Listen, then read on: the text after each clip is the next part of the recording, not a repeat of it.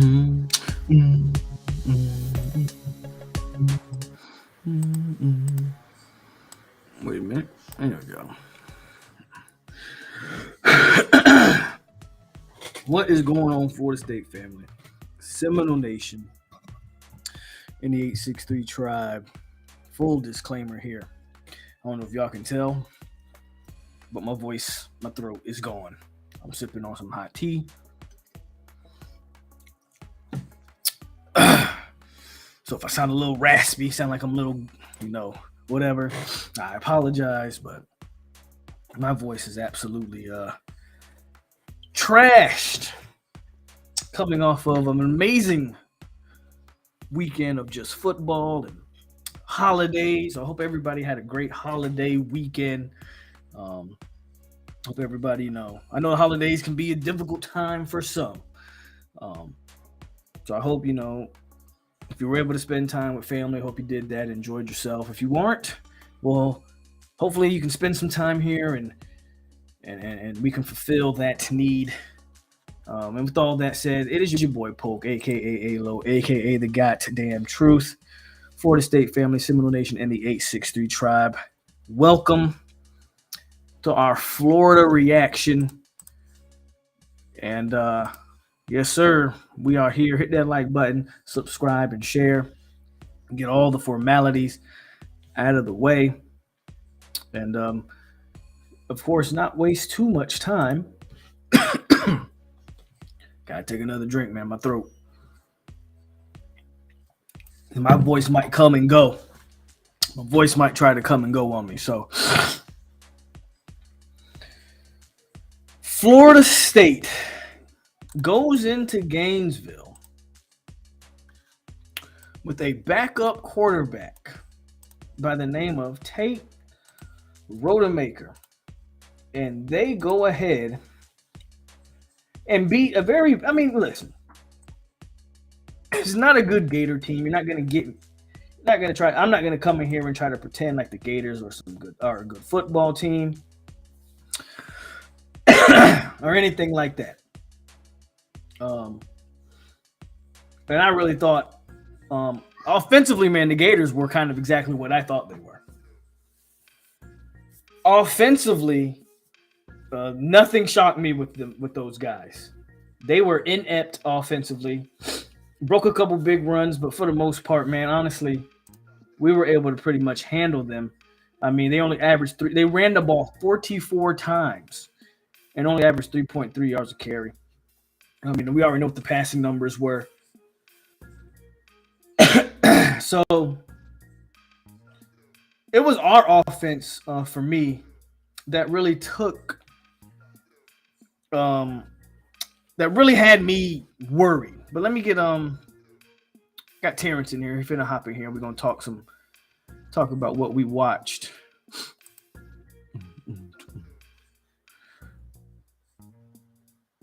Hold on, T, can you hear me? Yeah, I have my mic muted. Okay. So, yeah, I mean, when we break this game down a little bit, I don't know how much time I'm really going to spend on this game. Of course, you want to give out the stickers and all of that, but there's a lot of things to talk about this weekend. But it was our offense, man, that really was the problem in the first half. And I'm probably in the minority when I say, like, I don't think it's Tate Rodemaker's fault.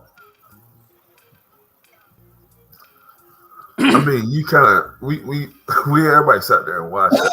The play calling was suspect in the first half. It gave the Gators way too much respect. I get it; it's a rivalry game. You don't want to take anything for granted, but it gave them way too much respect. Their secondary, way too much respect, especially with the guys we have at receiver, and it was pathetic. Like we acted like we were playing like we were the underdogs, and we were just trying to stay in the game in the first half. That's what it looked like. So it definitely looked like in the first quarter for sure Oh yeah, that they wanted to, for whatever reason. I mean, to a degree, I understand it, but they wanted to ease Tate Rodemaker into the game, complete some easy passes, and it just didn't work. It just didn't work. let that man slang it. It just didn't work. And then didn't. And again, I spoke about this, man, leading up to the game. Your key players got to make the job easier for your quarterback. I mean, on that first drive, I don't know what Trey Benson. I don't know who he thought he was. I don't know what he was trying to do. Boy, But put you it in take Barry a Sanders run. mode. You take a run that you could have got a solid 2-3 yards if you just run to the corner, get out of bounds. Nothing crazy, but it's a positive gain. You turn it into a -11 because you're trying to be extra, and then we expect our quarterback to bail us out of that.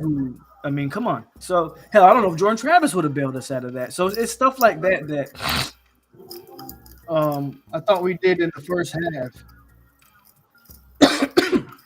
Excuse me. That we didn't help Tate out, man. We didn't help Tate. We didn't help him out.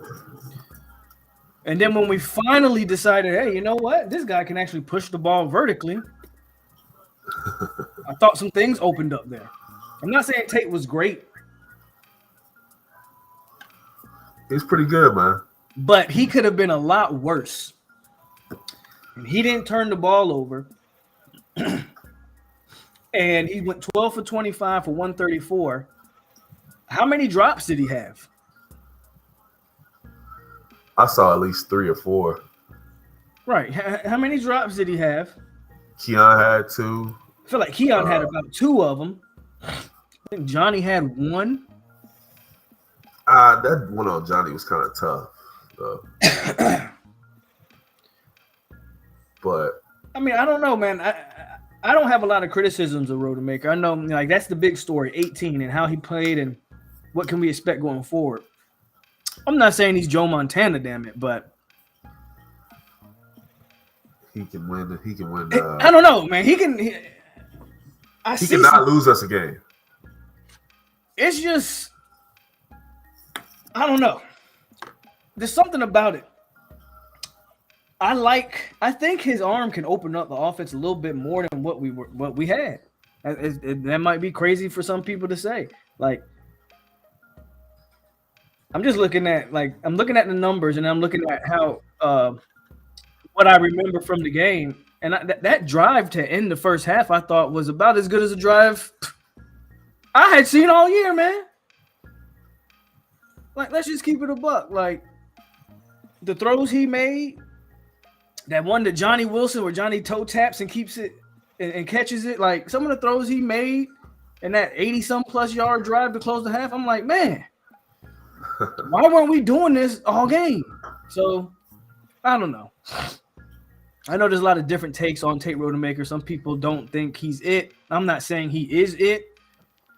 I'm just saying after that game, I can't definitively say he's not. Let me see what he does at Louisville. But I don't know.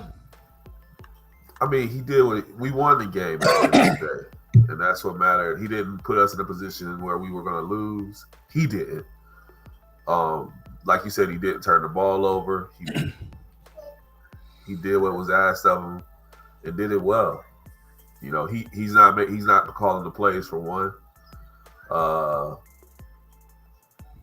And for two, when he got the plays that he's comfortable with, that he knows he's good at executing, he did just that. That was my problem, you know. And look, I mean, Bradley, we're just gonna have to keep agreeing to disagree when you keep saying it's not the play call, and it absolutely was. You saw what he was effective at, and you saw what he wasn't. I mean, on that one sack that came from the blind side, I mean, that's on the play call. I thought it was a terrible play call. I think that was a 3rd down too, if I'm not mistaken. I don't remember this down, but it's the one sack where I thought he was for sure gonna fumble. Yeah, that's a bad play call. Like, I don't know. I was just happy he didn't fumble it. Yeah, I was just happy he didn't fumble. But that, again, you're not setting your quarterback up to be successful in that situation, in my opinion. So I think not happy Brown with is the talking play about call. him making an adjustment to the protection in that situation. But I think that was a delayed but blitz. here's the thing. Again, you can say, oh, Rodemaker should do X, Y, and Z, and he should recognize the X, Y, and Z.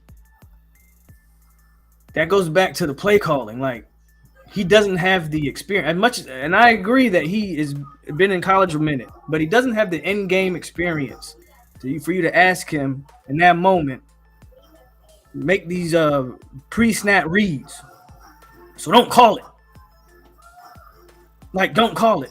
And I think it was a 3rd and short or 3rd and medium. I don't think it was a crazy I don't know. It could have been something way more basic, but that's just. If we went 3 and out the first 3 drives, I guarantee you saying out of those 9 plays, which were bad ones. Let's talk about the off tackle runs that don't work that we keep doing with Benson that don't work. Let's talk about the 3 or 4 screens that we ran in that time frame. And one of them was the Johnny Wilson who happened to break for 10 yards on that one throw. Yeah, so I don't even but the screen game was absolutely terrible. They were eating us up on and those, again, or throwing it out to the outside. No, man. In theory, you think, okay, well, the screen still should be easy plays to complete.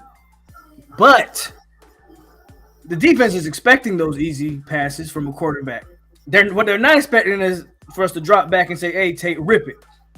That's why he almost picked that one screen off. Like, you're playing into the defensive coordinator's hand, in my opinion.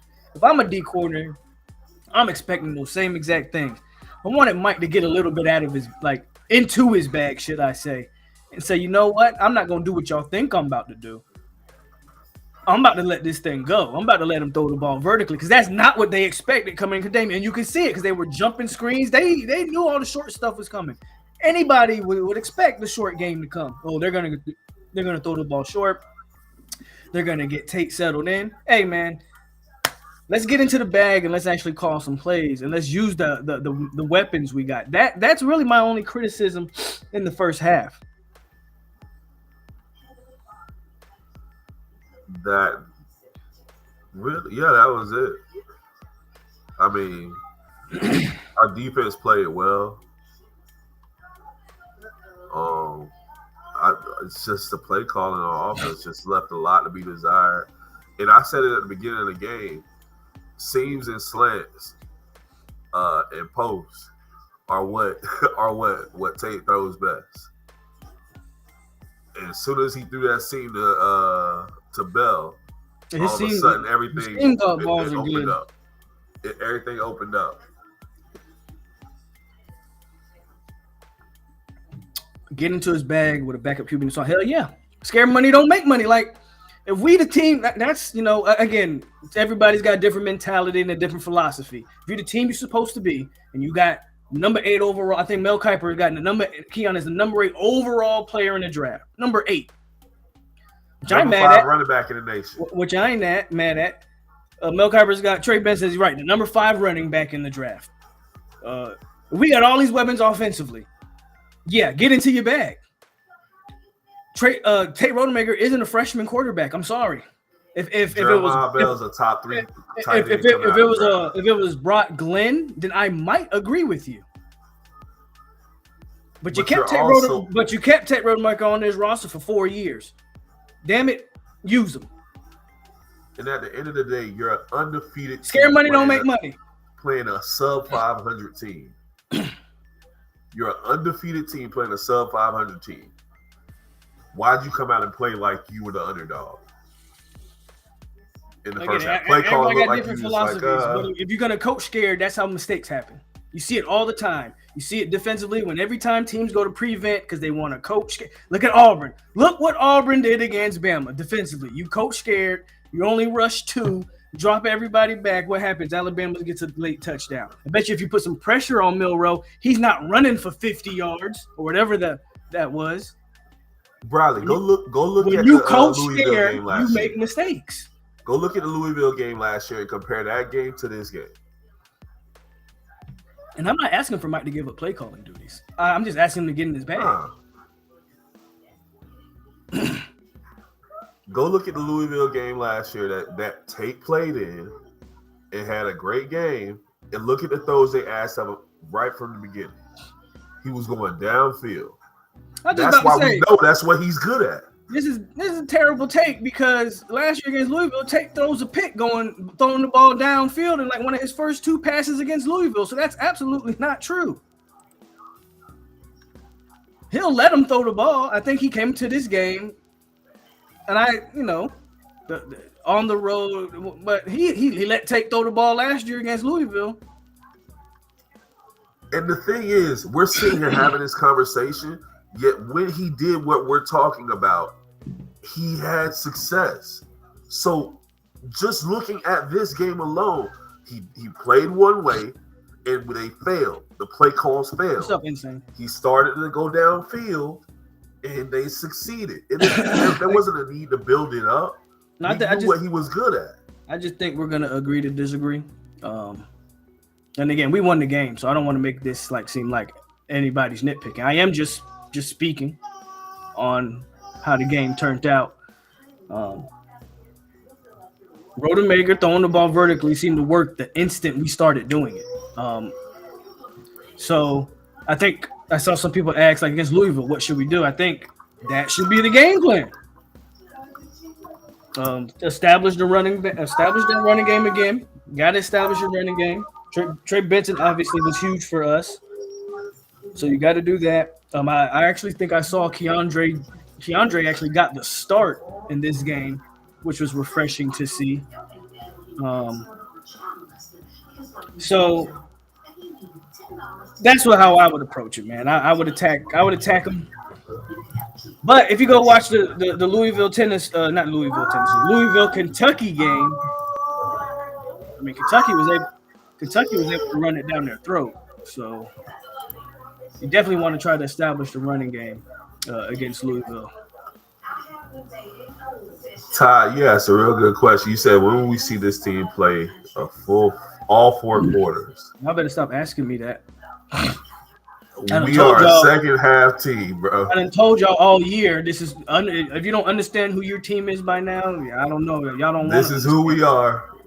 You might not get 4 quarters, but you're gonna get a full game. And that's some of that's definitely on the quarterback. Again, I'm not excusing Tate of everything. Obviously, he's got to get the plays, but they got to get the plays in fast. Just everything in totality has to be better from that standpoint. From the coaches getting plays in faster, to Tate being able to get the play, get everybody lined up. That all comes with experience, right? So I'm not. Yeah, those are definitely on him. Yeah, I'm not absolving Rodemaker of any of that, but I mean, if I'm only talking about delay of games, then I'm cool because again, no turnovers. And he made some great throws there when we needed him to. I mean, that throw to Chikai was so clutch. That's a great throw and catch by 2 guys. Again, you can see him put the ball in places where, I don't know. He got the what they said. They try to say, "Oh boy, had Brown." He got moxie. Moxie, there you go. he gonna make the throws, man. He's going to make the throws. That's interesting. So, yeah, I just need I thought Philly ran the ball pretty effectively for the few carries he got. I was surprised we didn't do more passes out of the backfield with Philly. I was waiting on that. I was expecting us to use Morlock more. I was a little bit surprised also that we didn't use the tight ends more in the passing game. So we'll see what the game plan is for Louisville.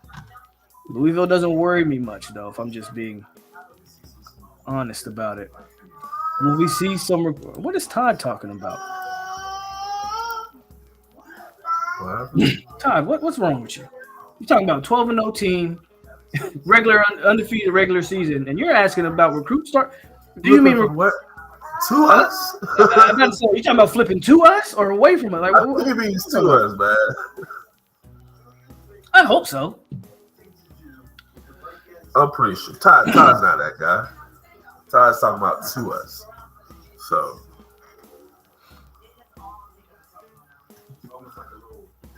Ray 50 pointed out something we saw earlier in the game, man. Oh yeah, Dent but was Dent, balling. not only did Dent play the best game of his season, I would argue Dent may have played the best game of his FSU career. I can't think of a better game that Dent played in his entire time at Florida State than that one. If you can think of one, please let me know. He was everywhere, everywhere. I thought number one played the best game of his career, and that's very fitting for his last regular season game as a Seminole. So He I got three thought more. I thought the defense as a whole. I mean, Dent. I mean, let's look at these defensive numbers. Shaheem Brown led the team in tackles. Dent was second, and he had six. And he had 6 solos. But Jared Verse had 6, 2.5, and 3 tackles for loss, 2.5 sacks. Pat Payton had two tackles, 2 sacks, 5 tackles, and 2 tackles for loss. Braden Fisk had a sack. We had 6 sacks in total. Yeah, the boys was everywhere. Joshua Farmer had a half a sack. I always hate the half, like the half, but half a sack there. Malcolm Ray played well. I thought a lot of guys played well. Jarian played well. Yes, Malcolm Ray played well. I thought Ronaldo was not playing that well early on. I actually think they took Ronaldo out the game and put Azariah. Azariah? I think that's what happened by the end of that game. Somebody can correct me, but I think 8 got taken out of the game at one point. That front four, man, from top to bottom, Braden, Fish, Joshua Farmer, Pat, Verse, boys dominated. Boys absolutely dominated. And they took a sack away from Akeem Dent. Oh, God. Sorry. So I've looked at it 1,000 times more. Let me know what you saw. Are they saying the hands to the face? Here's the problem. They never specified anything. And the hands to the face doesn't even fit the bill for that penalty. Hands to the face is this. That's hands to the face. Going for the tackle and grazing someone's face is not hands to the face. So he never grabs the face mask, or does he push? If I'm Florida State, I'm contacting ACC and I'm demanding an explanation for that. Publicly. Yeah, I'm demanding an explanation for that call. I haven't heard one good explanation for that call. I got an explanation. It was all that talk about leaving earlier on in the year.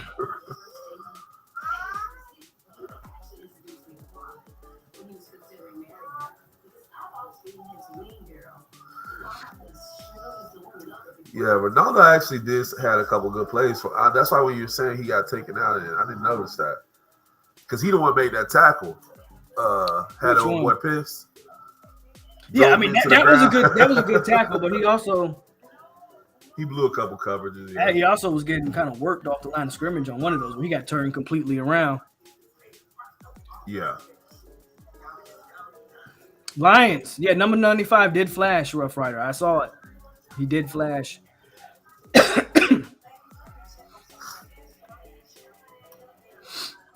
But I mean, the defense as a whole, man, had a really good game. Lundy, when he didn't have to drop back in coverage, was balling. Bethune made all the right plays as he usually does. Exactly. They didn't even put it on the player. I mean, we're assuming it's on Dent, but they never even said who the call was on. I remember somebody said, did Pat Payton step on somebody or something? Like, bro, they said unnecessary roughness. And my bad. Terrence just popped out. My bad, man. That's me. I'll cut my camera right quick. Oh. Okay, he's back. Had to cut my camera. But I forgot what I was saying. Oh yeah, they said unnecessary roughness, but usually when there's an unnecessary roughness, they explain it. Yeah, because it should have been a penalty. Like they should have been saying, okay, this player, if he gets one more, right? That's his first of the game. That's usually how they announce it. This is his first of the name, but no, man. They didn't put it on anybody. It's just like, hey, we gotta let them score right here. Said we gotta let them score right here. They don't They don't score that touchdown. They don't score a touchdown at all. No, they don't. If not for that. No, they don't. If not for that, they don't score a touchdown. So, terrible call, but at the end of the day, we won it. Polk, do we leave the ACC for all this beer? Here's the bad news.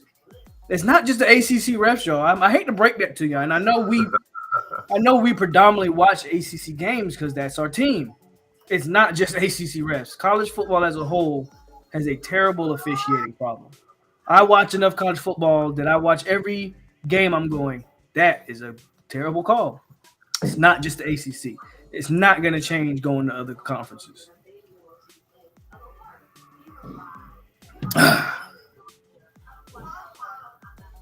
What kind of personal foul is it? Because they call it personal foul, right? They call it unnecessary roughness or something. Either way, they didn't explain anything. They didn't give a number. Unsportsmanlike. They didn't give a number. It's just, again, I've never seen that was a clean hit. By any way you want to analyze it. So I don't know what the unnecessary roughness was for. Fisk was great. He's the most physical player we have. Like when it comes to being physical, I think he sets the tone with that. Appreciate Dustin. He doesn't say anything, but he just dropped $4.99, and I appreciate you, Dustin. So I gotta show you some love. And I'm gonna do this one. I haven't played this video in a while. This is a good one. I don't know if you've seen this one yet, Terrence.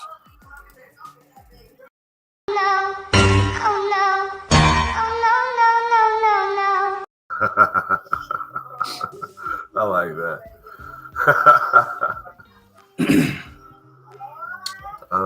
When I said, I love this because when I said I think Fisk was the biggest transfer portal guy, they killed me. They killed me. Oh man, it's Keon. It's Keon. It's Keon. When I said Fisk was the biggest guy they picked up in the portal, y'all killed me. I mean, saying it's Keon still ain't too far fetched, but I get what you. I'm not saying it's not Keon.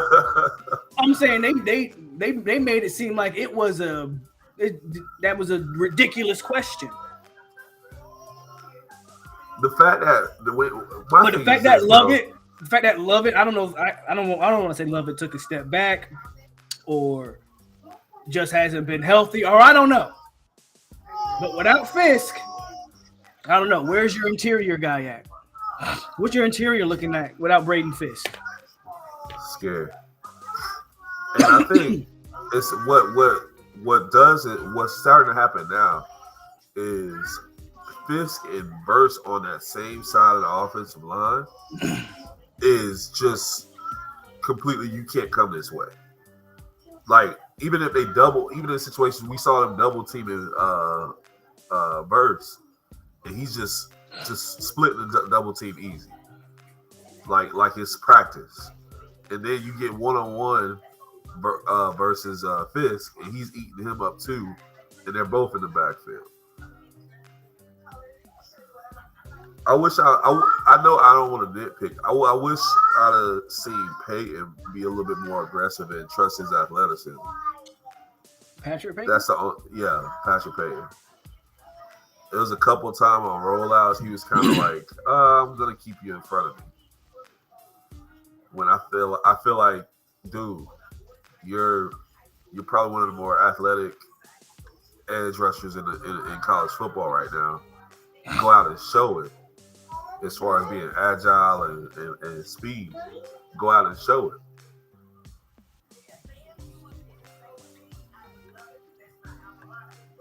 So he's trying to keep the edge, but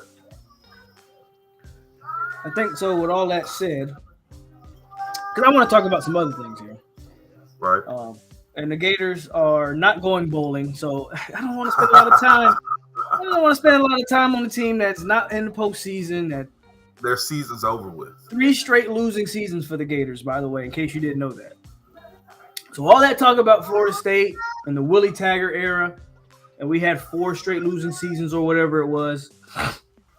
The Gators are working on their 4th because they just hit 3, and that schedule next year, I don't see how they don't have 4 straight losing seasons. Bye, Billy. So yeah, bye, Billy. So I don't want to waste too much time on him. I do want to throw these stickers on his helmet real quick. Stickers, multiple. Yeah, I think I'm gonna do 2.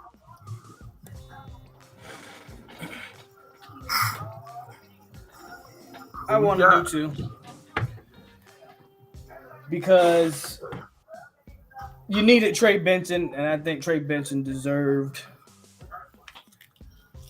And then for me, the way Verse played last night, it reminded me of Jermaine Johnson against Miami and against Clemson.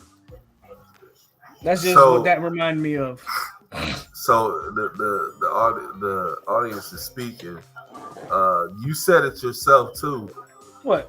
Didn't play his best game. You did as an O. So we'll put 3 on there. I'll give 1 to Dent. Dent deserves 1. Palm Beach in the building. So the first one to go for Dent, just because I respect him. And then I'm gonna go Verse. 5-star. Yeah, former 5-star.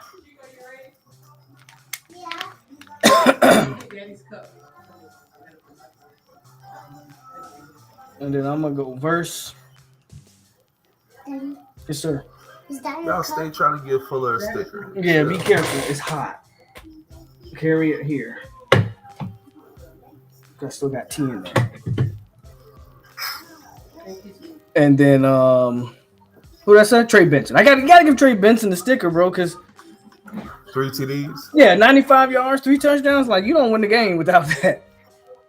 As good as I thought Tate Rodemaker played, like we couldn't get the ball in the end zone in the air. So there you go. And this is what our helmet has looked like this season. Oh, I even got some up here. So who knows, by the end of this thing, we might have this thing filled up. That's what we're looking like so far this year. I'm not going to grade the positions because, honestly, the offense gets a C at best. And most of that's probably Trey Benson. And the defense gets an A+. So we're not going to waste our time too much on any of that. But Jeff does hit me with a $10 dono. Said he has. We have one of the best defenses, not getting talked about much from media. How much better do you think we can be with Darrell Jackson? I think Darrell Jackson. It's actually crazy to me that guy. We haven't had that guy, and he has the body type that we don't even have on the roster right now. You're talking about a guy that's 6'6", 320, 330.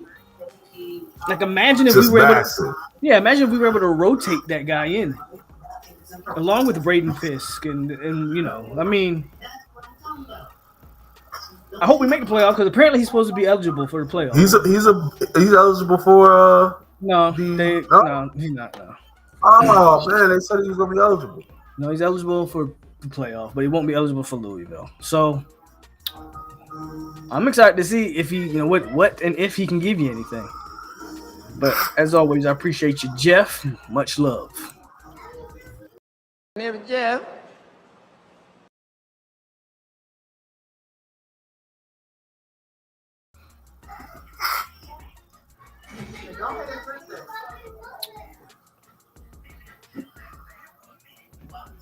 Bradley, like Fuller, honestly, it was superior effort, bro. Like, so I agree with that, Maurice. They did say postseason, but from what I'm understanding, it meant bowl game or the playoffs games. But Jackson thought it meant he could play in the ACC championship game as well. So we'll see. He said that as well. That's next week, ain't it?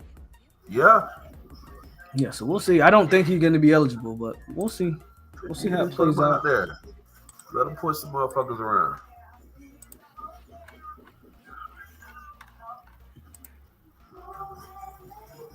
We will see how it plays out. He can only play once. He can only play when school is out. Oh, okay. So then, yeah. If that's true, then yeah. He's not playing next week. laying out next week? What's the best that he signed up for?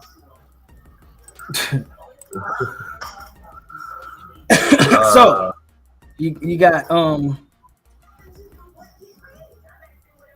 I don't know. I think it's still too early to talk about this, but I see people they're still talking about Brock Glenn. I just why is Brock Glenn? Here we go. Why is Brock Glenn? What makes you think Brock Glenn is QB1 next year? I'm just curious about that. We haven't even seen Rodemaker get started. I'm not saying Brock Glenn can't be quarterback number one, but it always amazes me how we are so quick to want to go to the next thing. We don't even know what we got in front of us, and we want to already go to the backup. That's insane to me. If Brock is QB1, take transfers. Well, obviously, if Brock's QB1 takes transfers, which means you still need to take a guy in the transfer portal to have a three scholarship quarterbacks. Because AJ is going to be out too. I'm convinced AJ Duffy's gone, and if Rodemaker don't win the job, then he's gone. So now you're sitting there possibly with only Brock and Tomahawk, and you don't want that. You don't want that. So you have to take a transfer portal quarterback at that point. But I'm just so interested to know why we are so quick to do this. Based on what?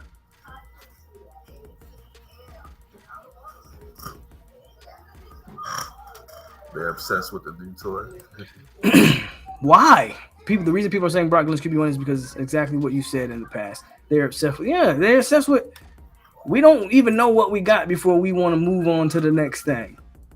I think and I'm not saying Tate's QB1. I'm just saying, can we at least see what he does?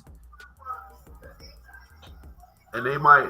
And I think the other part about it is people look back in the past and see how things played out with Jameis and EJ, and feeling like, hey, Jameis is the guy. Everybody. Okay, but Jameis was a 5-star. Brock Glenn wasn't no 5-star. Again, I'm not saying Brock Glenn can't be. I'm not saying Brock Glenn can't be great. I'm saying, I don't know if that's apples to apples comparison right there.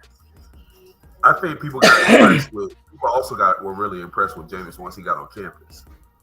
Jameis had like mythical things happening. Like, yeah, he was playing baseball. He was doing everything at the same. He's playing baseball and not doing all this stuff. I get it, but we got to stop that. Glenn's not Jameis. I don't know who they think Glenn is. Who is Glenn? We don't know. That's why I don't know why we're saying he's quarterback number one next year. I think we'll get a lot out of that spring game. Because obviously the two starters are going to be. You trying to be funny, Jeffrey? Trying to be funny. Say his name. Say his name, Jeffrey. Say his name. Oh man, how do you think Keon put up on him? Please match him up. Well, he's gonna have. He's gonna have night. He already has nightmares about Johnny. So. Do you think they're gonna put him back on Johnny? Damned if you do, damned if you don't. So he gotta go on one of them. Yeah, I'm saying good luck.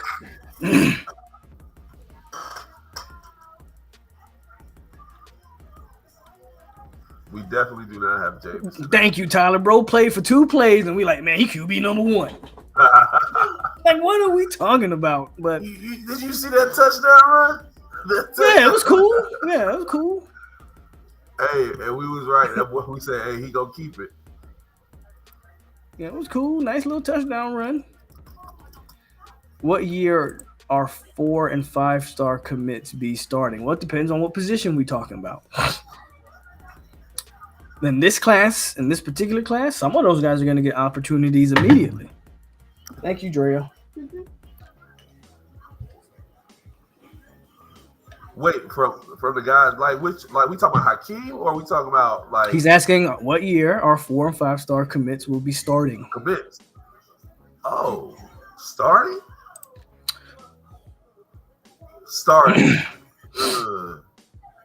That's a tough one. They're gonna get playing time. Briley says the problem is the portal opens up December 4th, and all the top tier QBs will move in this 30-day window to participate in the springs. We can't wait until Tate decides to leave to pick up a portal quarterback. So, do you think we should just take one? then you're all but guaranteeing Tate like goes. I'm not. I don't think Tate hits the portal. If you bring in Cam Ward. First of all, I don't know if Cam Ward hits the portal. And if you bring in Cam Ward and Cam Ward is the starter, then yes, absolutely. That is. I don't know if FSU's targeting a guy like that. Look, the portals I think are going to be absolutely insane this year. We'll see what happens. I expect AJ Duffy probably hits that December that December 4th window, as I probably expect an announcement from AJ. Max at that Johnson point will be out there. Like I think if you bring in a guy like Max Johnson, then for Tate what though? I'm saying that's the type of guy you can bring in without Tate leaving.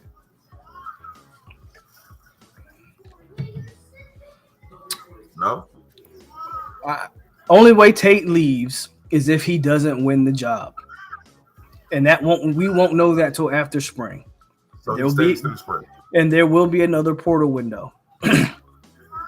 And if they're putting all that faith in the Brock Glenn, then the guy that they're bringing in the portal is simply going to be a backup. So him being here for spring isn't that important. The way I view it, there's no Brock Glenn would have to have a Jameis like spring game for me to go, okay. I don't know nor see that happening.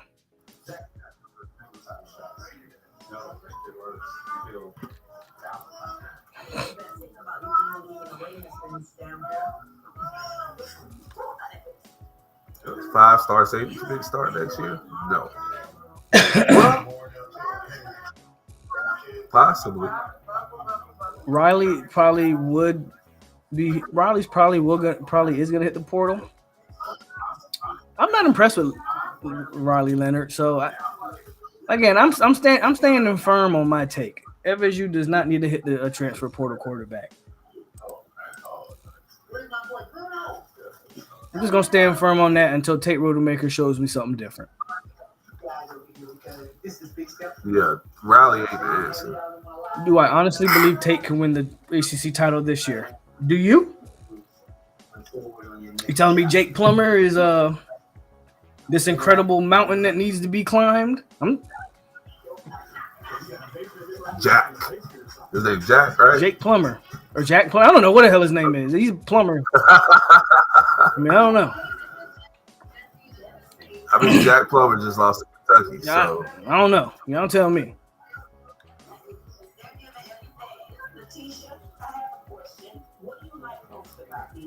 Jack Plummer. Yeah, his name is Jack. Is that Jake's son or something? He related to Jake? Oh, you're asking the wrong guy.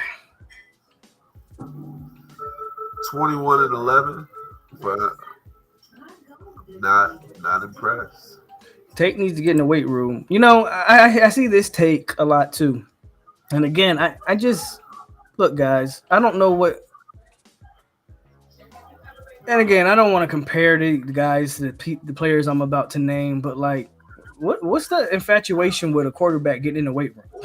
Was Tom Brady a bodybuilder? No, he only played 40 years in the NFL. What about Peyton Manning? Was he built like Adonis? What's this thing about guys being getting in the weight room? Tate gonna be all right.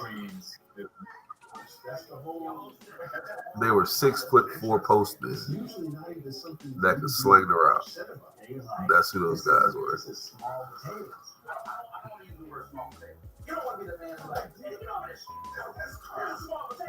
Tom Brady's workout routine was the hyperbaric chamber. They want Tate to be Cam Newton at 250 pounds. Not happening. They wanted Jordan Travis. Bro, I used to argue with people. I used to argue with people all the time. They want Jordan Travis to weigh 220 pounds. Jordan Travis is like 6 foot tall. And they want him to weigh 220. And they want that man to weigh 220 pounds. You want a running back. That's a damn near. There's this misconception that size equals like strength, and that's not always the case. And some guys aren't meant to carry around that weight. That causes more injury. James Blackman and Tate Rodemaker aren't the same player. I'm not saying one's better than the other. What I am saying is they are not the same player. and they're playing in two totally different situations. Look at James Blackman's problems wasn't his weight, so I don't know what you're trying to say there. He played on a garbage team. James Blackman played on a terrible team. That had nothing to do with the fact that he was skinny. This is true.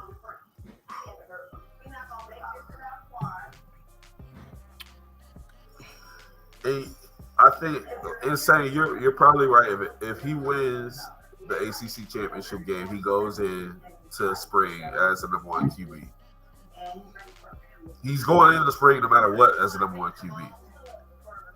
I don't think anything's gonna change between now and before spring. But if Brock does some amazing stuff, maybe. But it'd have to be very amazing. Now y'all saying all this, and I want to be very clear. I got him winning not only the ACC championship game, but I think he's capable of winning a playoff game. Depending on the matchups, I think FSU's capable of being in the game with anybody. This Saturday is gonna tell you everything you need to know. This is gonna be a big time Saturday, man. Bama, Georgia, Washington, Oregon, us, Louisville. Who am I forgetting? Texas, Oklahoma State. Those are big games. Michigan, Iowa. That's who Michigan got? Yeah. Okay. Well, the other division in the Big Ten's always trash. Like last year, it was what Purdue made it to the conference championship. Yeah. So. They just played the Big Ten championship. Yeah, basically Ohio State and Michigan was the Big Ten championship. That was it. Do we really want Georgia? I do want Georgia, but I don't Bama. Care who you get. I don't think Bama's gonna make the playoff, bro. Even if they beat Georgia? Bro, I already explained this to you. And I actually, I know what me and Briley went back and forth on this, and I ended up agreeing with Briley. If Bama beats Georgia, unless another team loses, Texas gets in over Bama. You have to. You have to give the team that won the head-to-head the nod. Or then you're basically telling everybody out-of-conference schedules mean absolutely nothing. Don't schedule any big teams out of conference. And Oregon gets in if they beat Washington. Yeah. Well, hold on. Well, it depends. Okay, so because we said that as well. Hold on. We're saying Michigan beats Iowa, obviously, and then assuming we win. Now Washington loses to Oregon, and Georgia loses to Bama.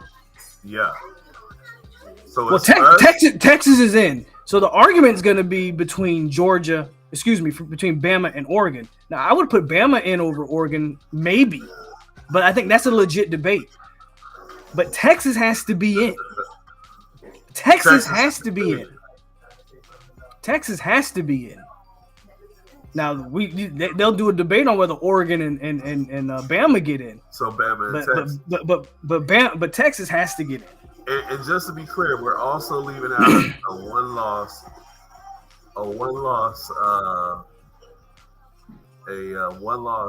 defending champion. That's their problem. They lost the game. I'm just saying, like. No, I hear you. I'm just saying. Iowa don't got a chance, do they? Probably not. Iowa doesn't play offense. They don't have an offense to speak of, so probably not. They don't really have a chance against Michigan. And you got Oregon winning though, right? I think Oregon looks really good. I think Washington should have lost to Washington State, to be honest with you. So, yeah, I would pick Oregon as of right now to beat Washington. Gator fans are saying Norvell's a fraud. And nobody gives a damn what Gator fans got to say. Mike Norvell's beaten them 2 years in a row. If he's a fraud, then okay. I'll take it. Right. If he's a fraud, okay. Yeah.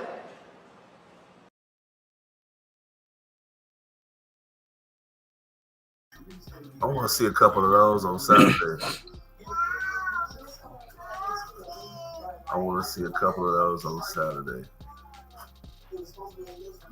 I think Oregon will get up. Polk talking about the Big 12, Big 10 trash, but wants to join the conference. Bama's best win. That's a great question. Bama's best win would be against Georgia if they win. If they beat Georgia, yeah. But let's be clear. Bama showed that they aren't superior or playing the best football in the nation. In that Auburn game, it was quite clear. Auburn, for all intents and purposes, probably should have with an upset win. Auburn should have won it. So 4th and goal from the 30.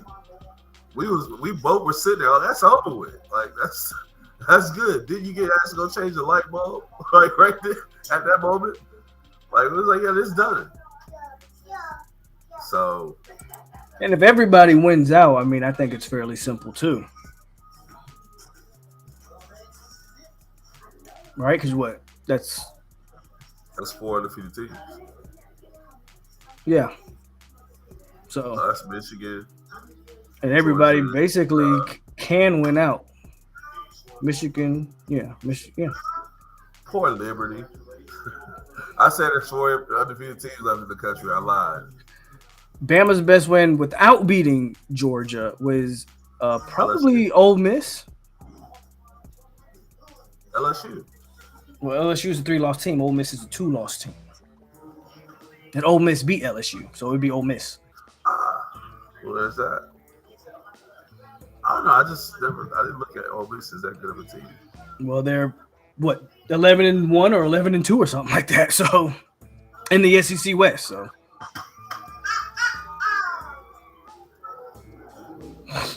interesting.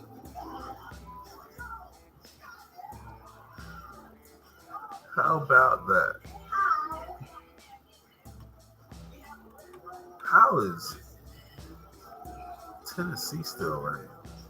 8-4. Okay. I agree with Matt. Like there's usually a week in college football. It could be this championship week where you just get a bunch of chaos. But the chaos week has not happened where you just get a ton of upsets. Like what's the big? There hasn't been a major upset this year. Can you think of a major upset this year? Because I cannot. Nah.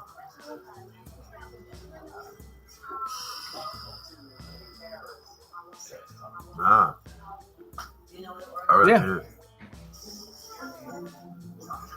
Hasn't been any big time upsets this year, so everybody's pretty much been holding fast. People been upset that Florida State with it, but that's about it. So, yeah, I mean, I'm not asking for that, by the way. I do not want a chaos week because I'm pretty sure we'd be involved. So, no need for a chaos week. Man, y'all listen. I'm not gonna be a Bama apologist, but y'all got to stop doing this. Like, if you're gonna say this, then who is FSU beat, bro? I'm just playing devil's advocate as a Florida State fan. If Bama gets a lot of love for beating Ole Miss, laughing emojis, what's Florida State's best win? A team that Ole Miss beat? That's the game we want to play? Okay.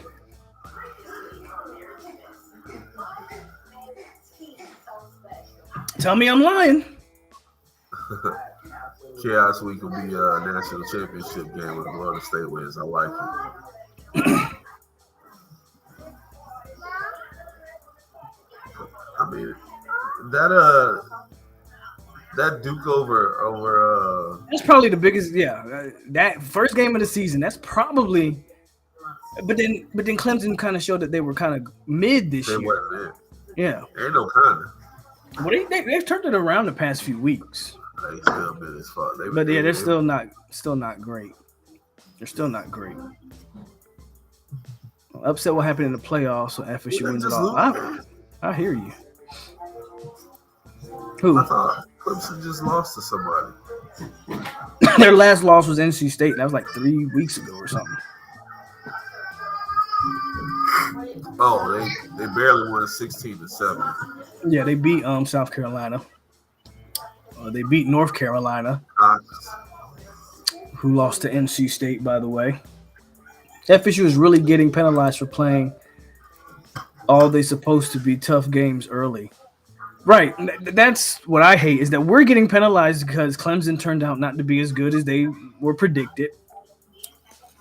We're getting penalized, and for some reason, people are acting like the LSU game didn't happen. That's one of the craziest things about the narratives that I'm hearing is that the guy that has counted for over 50 touchdowns, 3,000 something, 4,000 yards passing, 1,000 yards run, like the Heisman probably winner in Jaden Daniels, didn't get shut down, beating him and holding that crazy offense that had 700 yards against Florida. People are acting like that game at the beginning of the year didn't happen. Everybody wants to talk about Boston College. We still talking about Boston College, and that was what, game 3, and we're still talking about Boston College. But no one's talking about LSU. Like, the media is so funny. We outscored them 31-7 in the second half of that game. 31-7. I'll play the game with you, Insane. Okay, Bama struggled with USF, and I believe they struggled with Arkansas. Those are the 2 games that I remember them struggling. In Auburn. Okay, in Auburn. Florida State struggled with what? Boston College. Boston College. Is Duke considered a struggle? What about Miami? No, none of those games. What about Florida? You were down 12 to Florida against a 5-7 Florida team. Is that not considered a struggle? Not if it's a first half only thing to me. Okay. To me, now to anybody else, it could be different. Like, because you can see, like, hey, we're figuring things out in the first half, but in the second half of all of our games, it's quite clear where the except for against Boston College. Mm-hmm. That was the only game where we didn't clearly make it obvious we're the better team on the field. The narrative of the media tries to make it sound like, okay, we had the close game against the Gators, but no one mentions Bama's or Georgia's or Washington's. A lot of people struggled with those rivalry games. You know, they're rivalry games. But thank you, Jeff, for the $10 dono. I agree with you. Jeff.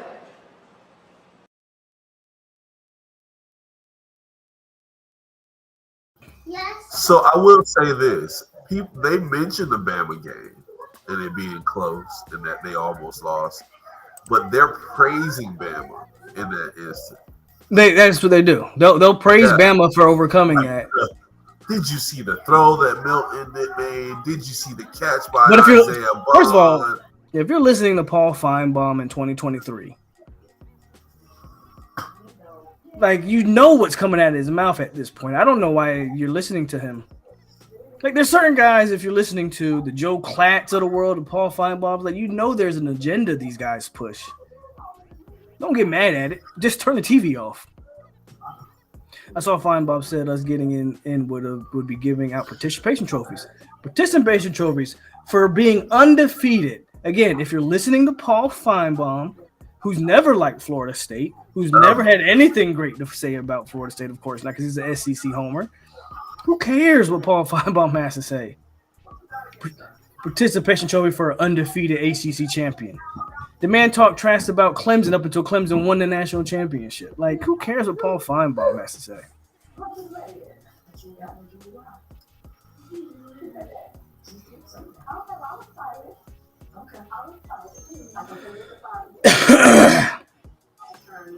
What do you think about Elko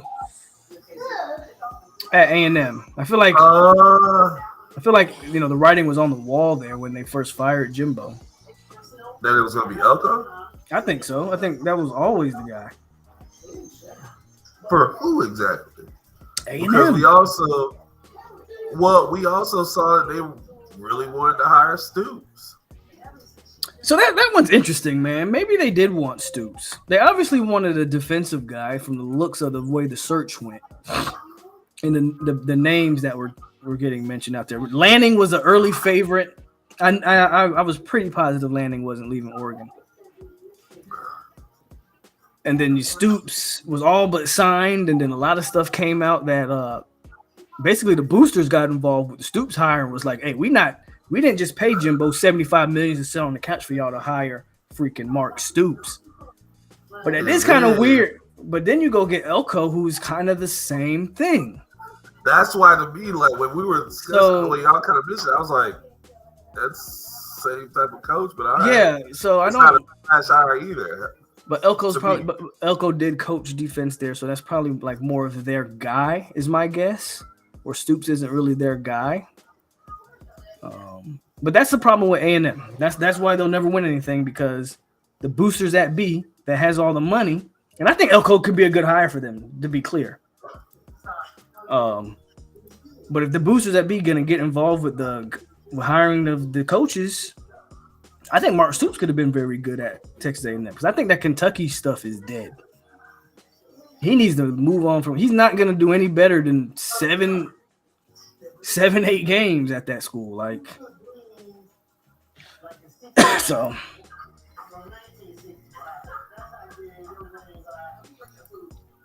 I got distracted right there. Elko is not a sexy hire. No, but he can't. It's not a sexy hire, but that doesn't mean it's not a good hire. This is a very, very solid hire. I like him as a coach. Well, I don't know. Well, we'll see. Who they for the beat? What do you mean? Texas A&M don't have talent? So Elko go. I'm not saying he's going to win the SEC. I'm saying he's as good as a coach as any of those guys in the SEC West. As long as your name's not Nick Saban, Elko can beat any of them. Who you worried about in the SEC West? Hugh Freeze? Okay. Lane Kiffin? So he's as good as any of those guys, not named Nick Saban. The question is, can he recruit with the way the boosters back that up? They'll recruit. They'll get guys. They'll get players. Pockets is deep. Yeah, they'll get players.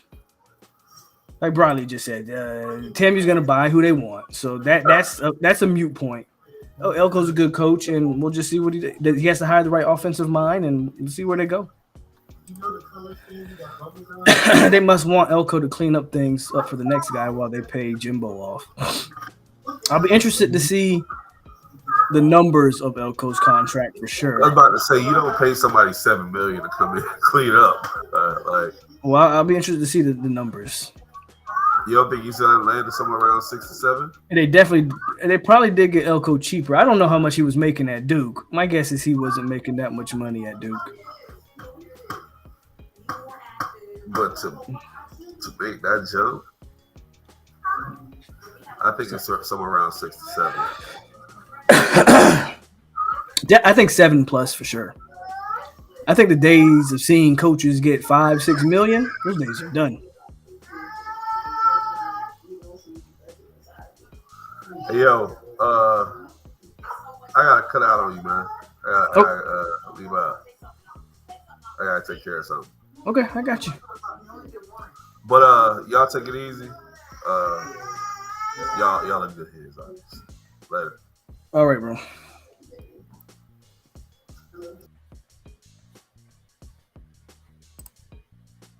All right. So now it's just us, which is all good. Elko might help some of those defensive players from hitting the portal. Well, at least the ones Miami wants to get. I'm not worried about Miami. The irony of the Hurricanes is hilarious. They spent this entire season and offseason crying about, well, FSU's only good because they use the portal and we develop freshmen. Now I want you to go watch what all their beat writers are writing, the articles. Go click on the articles. Go listen to they're begging Mario to hit the portal heavy. The hypocrisy that comes out of that place year to year is astounding. Who gives a damn what Miami does and goes do? Don't give two damns what Miami does.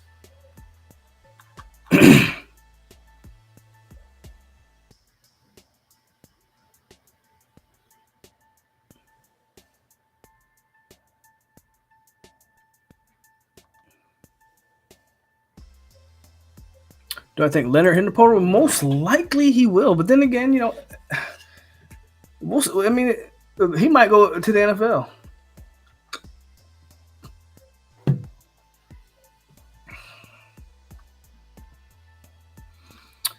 We gave out 3 stickers tonight.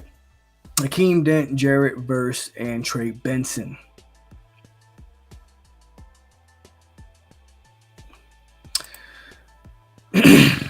Polk, now that it's all said and done, is Jordan one of the best 3-star gems ever?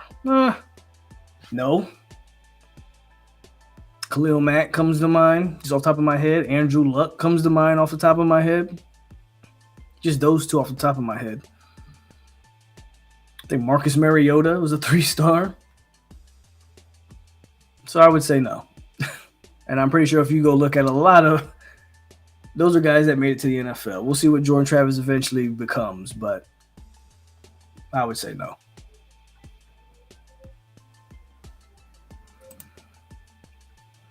I always find it hilarious when a coach like Elko complains about the portal just to jump ship. Ain't that wild when coaches do that? I'm going to go get a bigger bag. But God forbid the players want to jump ship in the portal to do the exact same.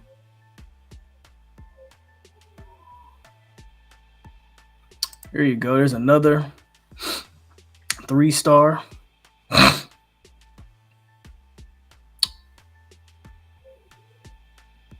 We need Miami to be kind of good. Nah, I don't believe in that nonsense, bro.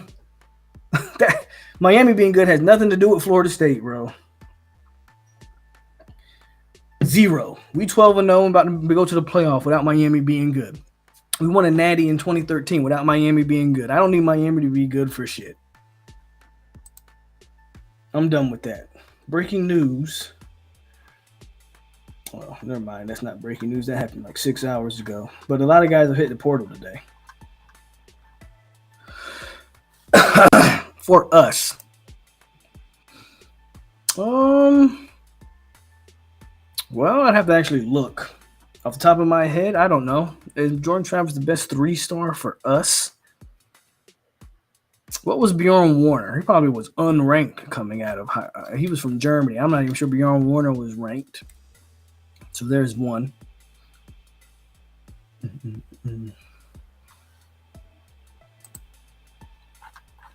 I don't know, though. I haven't given that much thought. As a Miami fan, I think we played y'all harder than you have, considering we played on the road and against Jordan Travis. Moral victories, Joshua. Moral victories. I got you. It would be great to get that Manning kid to transfer to FSU from Texas with all we have next year. That's not going to happen, but I hear you. I don't know. I don't think the rankings had the AP poll came out. I didn't check to see what Louisville's ranked is. At this point, I'm assuming they're still a top 20 team, but I have no idea. What? Why is Mike Norvell? You know, Mike Norvell is trending on Twitter right now.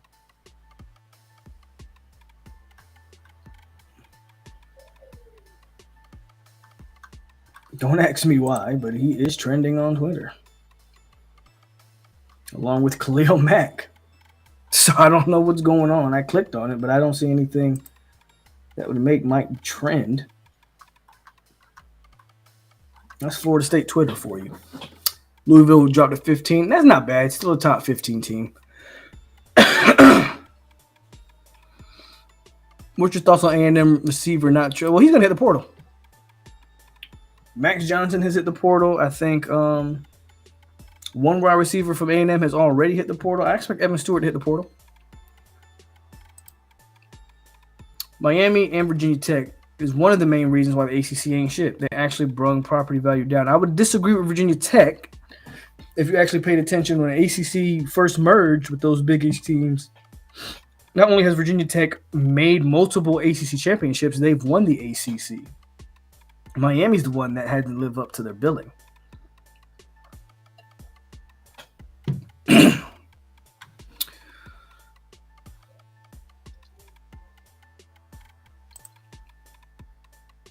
We can expose Louisville's backers and safeties. The only thing they have on offense is one receiver, Thrasher.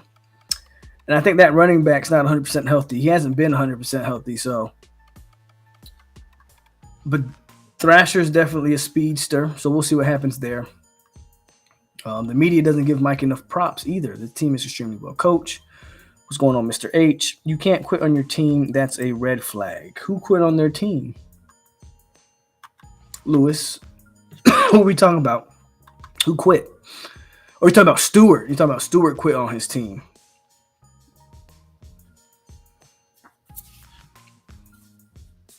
Maybe we can pick up a lot of players from A&M. I'm sure FSU will spin the block on a couple of those defenders. Maybe even Stewart, possibly. Not sure. FSU will do what FSU will target. They will, do their due diligence in the transfer portal. That's for sure. So we'll see what happens. Thrasher's, he's not healthy either. See, I didn't even know that. So, but same way FSU's O-line's not healthy. Teams are banged up, so you got to line up there and you got to go out there and play. You got to line it up, go out there and play ball. So I agree that quitting is a red flag. But here's my problem. Is Elko quitting on Duke? Duke still has a bowl game to play. And I'm not justifying Elko, or I'm just asking a question. Because a lot of time we don't hold these coaches to the same accountability that we tried to hold these players to. It's okay for the coach to quit on his team before the final game gets played to go take a bigger check.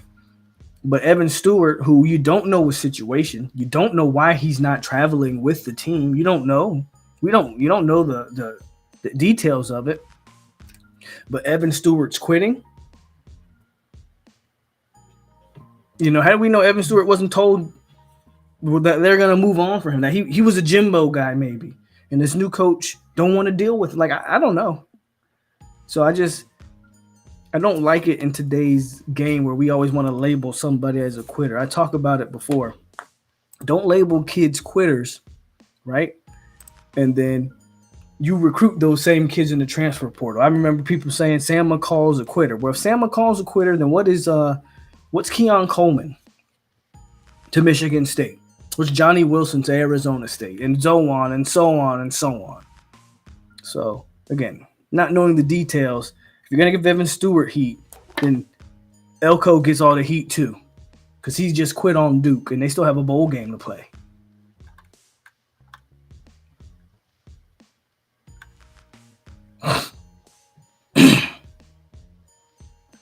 We're definitely going to hit the portal. They're definitely going to go after D-line, I think, for sure. You're losing Verse for sure. Fisk, Fabian Lovett, Dennis Briggs. At least those four for sure gone. I'm interested to see if a guy like Joshua Farmer tests the portal again, or maybe he wants to declare early. So you definitely got to hit the D-line again. I always expect FSU to take at least one or two guys for the O-line. The question is going to be the skill position guys. Maybe a quarterback still in the air too.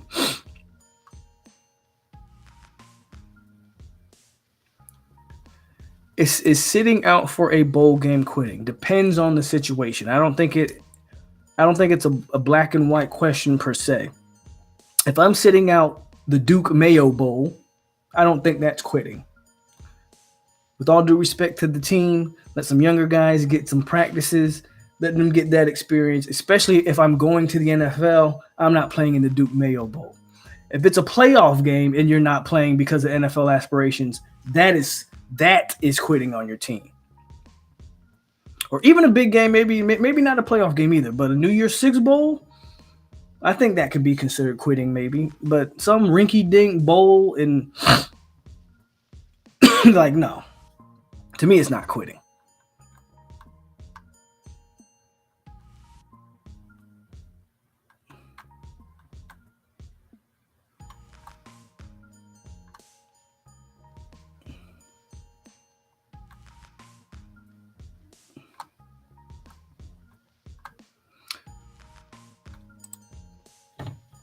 Same with the Dion crap. Kids shouldn't be able to flip unless I flip them from somewhere. Yeah, I think I talk a little bit about that. I don't remember.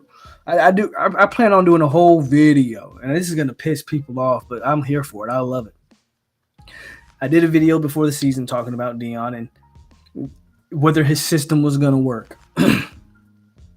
And I plan on doing another video about what's going on in Boulder, Colorado. But definitely hypocritical from prime time. His two biggest commits of his coaching tenure have all been flips. But he don't want guys to flip.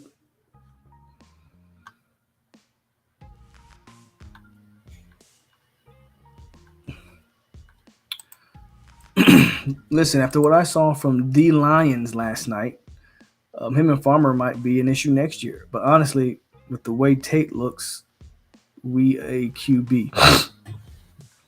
I think Farmer and Jackson going to play together.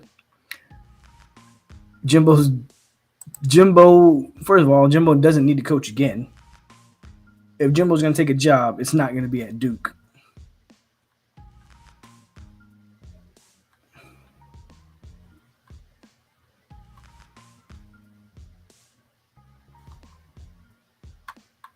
That luggage definitely wasn't Louis. I agree, Jerry. If Tate Rodemaker is not the starter. If Tate Rodemaker's the starter, I think Brock Glenn's a great backup to have. Because he's a potential starter for you anyway. And then you can let Luke Krummelholt, get his seasoning, get marinated. But if you're telling me that we're going to just go straight to Brock Glenn next year, then you do got to bring in a portal guy to back up Brock Glenn. Fuller to Syracuse, like the rumors going on. Who do you see stepping in for DC? I'm not sold on Shannon. I don't want it to be Shannon if, for whatever reason, Fuller was to leave. Definitely don't want it to be Randy. I think if you're not promoting Randy, then you probably lose Randy, if I'm being honest with you. I would try to go outside for that hire. That's just me, though.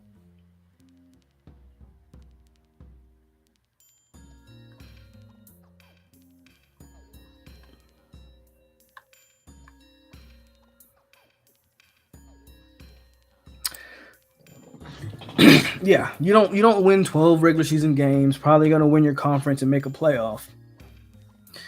And not have some poaching going on. Some guys, some schools, there's going to be, Elko's going to now have to put together a staff. They are going to spend money at Texas A&M. Elko's putting together a staff. Elko coached against Florida State this year. Maybe there's some guys that he sees. Don't correct me if I'm wrong. Elko and Adam Fuller are friends. Maybe Elko wants Adam Fuller to run his defense. I don't know. I'm just saying. I do think you're going to have some coaches targeted for sure.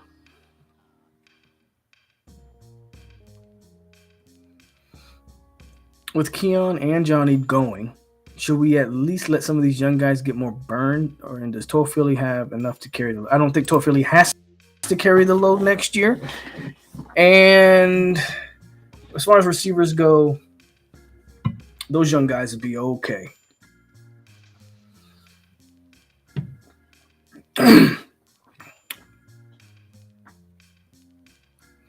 People have been trying to hire Jim Leonard for that. It's not going to happen.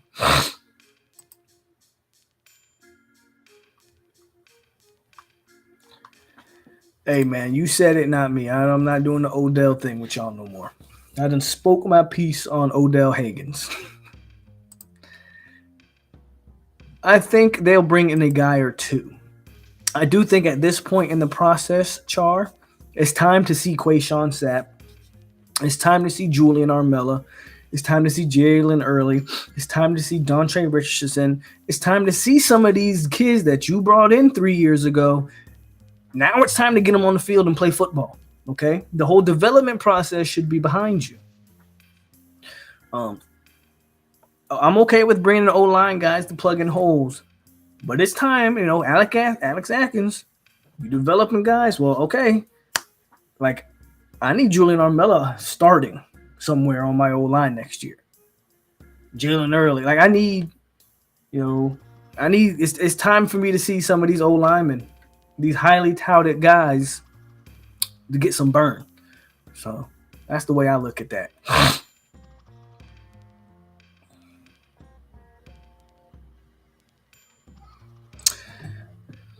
I've been thinking, how do you compare Trey Benson to Ja'Shawn Corbin? I think Ja'Shawn may have the upper hand. I hate to do that because just Ja'Shawn played in that transition, right, where FSU was not good. He played for not good football teams with not good O-lines. I thought Ja'Shawn Corbin was actually very good running back, though, especially his second year at Florida State. But Trey Benson, to me, has a gear that I don't think Corbin has. A Trey Benson, and I've said it all along, when he hits open field, he looks special. His problem is getting to the open field. Doesn't always have the best vision and makes the best decisions. But when he hits the open field, you saw it in that run, that first touchdown run against Florida. He killed Buddy on the angle. Was that number 8? I don't remember who the safety was or whoever, safety DB. But he had an angle, and Benson just blew right past it. He's special in the open field. I think that Benson might be a legit 4-3 guy at that size.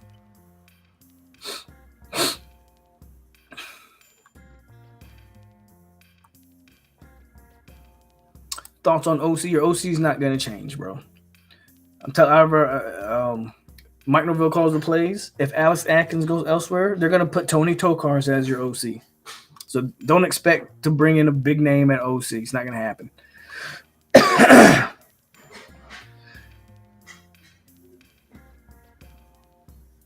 I agree with Grillmaster. I agree with that. No, the time for the O-line projects to pay off.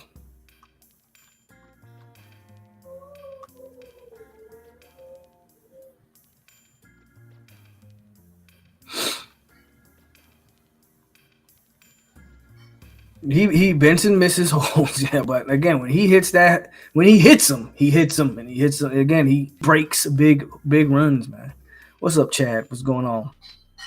So, yeah, I think just moving forward, I'll probably what's today? Today's Sunday. I expect the Louisville preview sometime this week, as we definitely go to the ACC championship. Maybe Sam Pittman will be available O-line coach if we lose Atkins. I think Atkins is one name that continues to pop up, so watch him. Fuller, maybe. I think some of the Fuller stuff is just smoke, but we'll see. Trying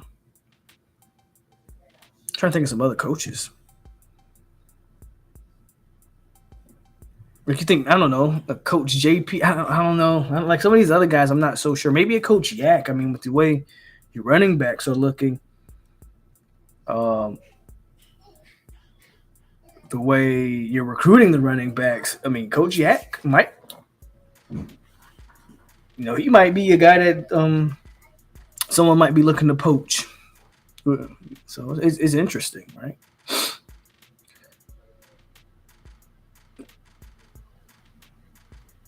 What about promoting? I mean, you think that's in the cards? I don't know. 1 year as DB coach, going straight to defensive coordinator is kind of risky, don't you think? You're going to start calling Loach a legend now? Kalen DeLoach? A legend? I mean, very good Florida State linebacker. Is Quayshawn Sapp a part of the plans?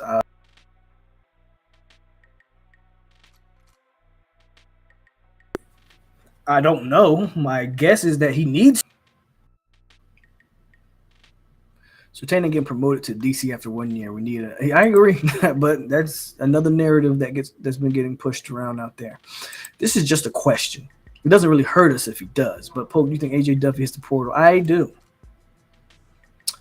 I did not think so at one point this year, but when you see that when injuries happen, Brock Glenn is the first one. Well, not counting Tate Rodemaker, but Brock Glenn is the first guy off the bench. Duffy's nowhere to be found. So I do think Duffy tries to go elsewhere after this season. We can see some of these freshmen from the class start next season. I think Bolden's gonna try to play like Bolden. You're gonna have a hard time keeping KJ off the field. DBs are always a little bit hit or miss, right? I think Charles Lester's gonna be really good, but physicality and stuff like that. So we'll see what happens with Charles Lester. Plus, you got some DBs already. Edwin Joseph, who we haven't seen a lot this year. Now next year is gonna get an opportunity, along with AZ and Jarian's leaving and Ronaldo's leaving. So Leicester will have an opportunity, but so will those other guys. I think a guy like some of those, like a DD Holmes. I mean, he has the size to play early. So we'll see. I think one guy that I think is going to play super early is Cam Davis. I think Cam Davis is going to play early.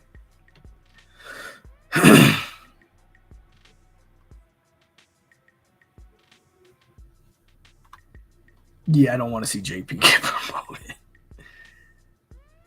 I'm starting Bolden over Brown.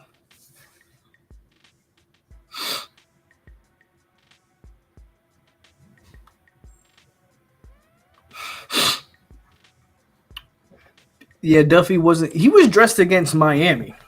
Like, I know that. I saw him on the sideline. He was in pads against Miami. Now, he didn't get off his chair, but he was dressed.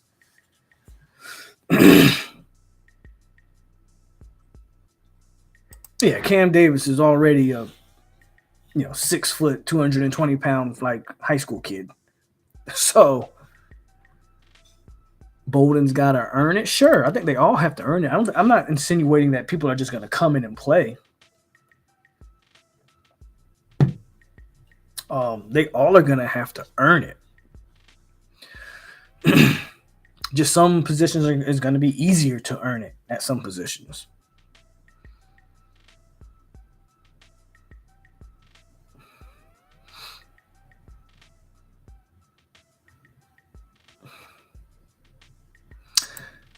Great question. I don't know. I like what I saw from Singleton in his one little moment, but that was one moment. But the spring's going to play out, and you're going to see a lot of these guys. So we'll see.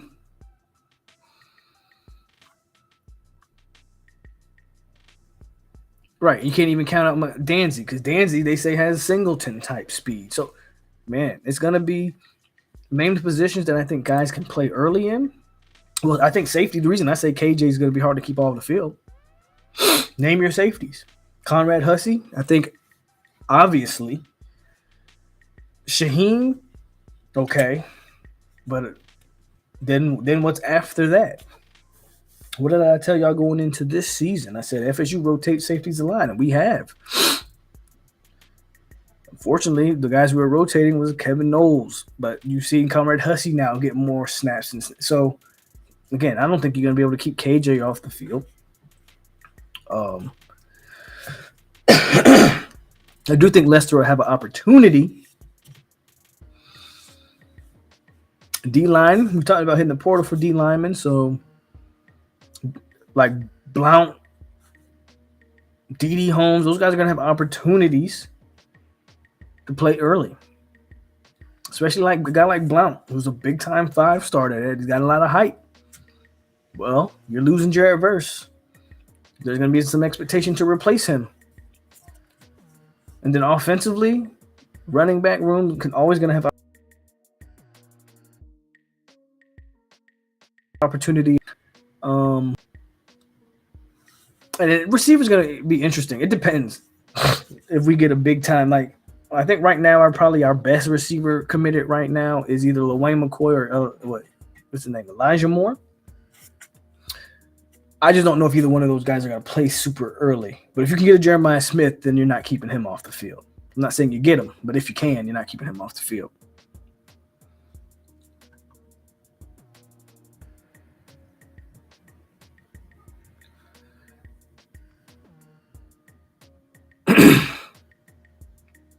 Hot take, Leicester might be a wide receiver. Well, I'm pretty sure Adam Fuller was the lead recruiter there, or one of the lead recruiters. I think Leicester's – it's a hot take, but Leicester's going to be a DB.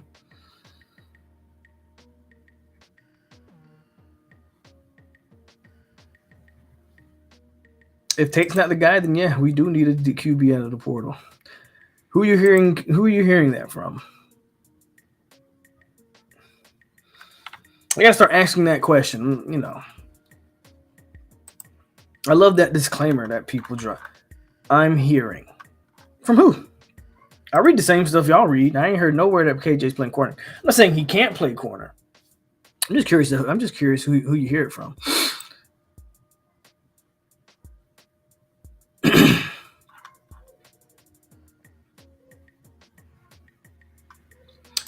Great question. Lundy's going to be in the mix. Obviously, he'll be like the Lundy, Omar Graham, Blake Nicholson, Fryer, Ward. I mean, they have bodies. We'll see who emerges.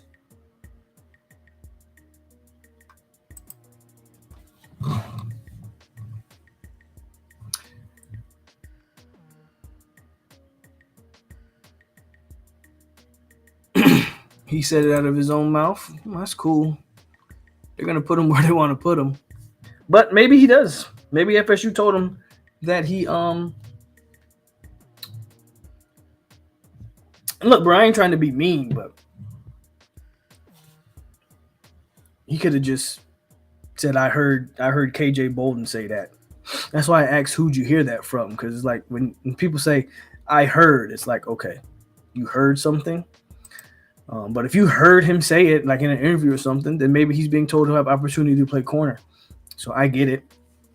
I think he's going to be a safety. But again, as you see what he does in high school, that kid plays like every position on the field for his high school. He returns kicks, plays receiver. So he's definitely going to have an opportunity to play a lot of different spots, KJ Bolden.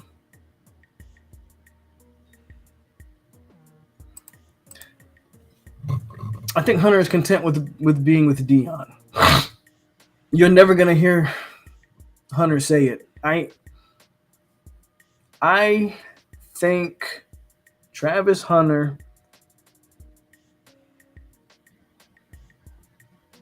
is probably having second thoughts.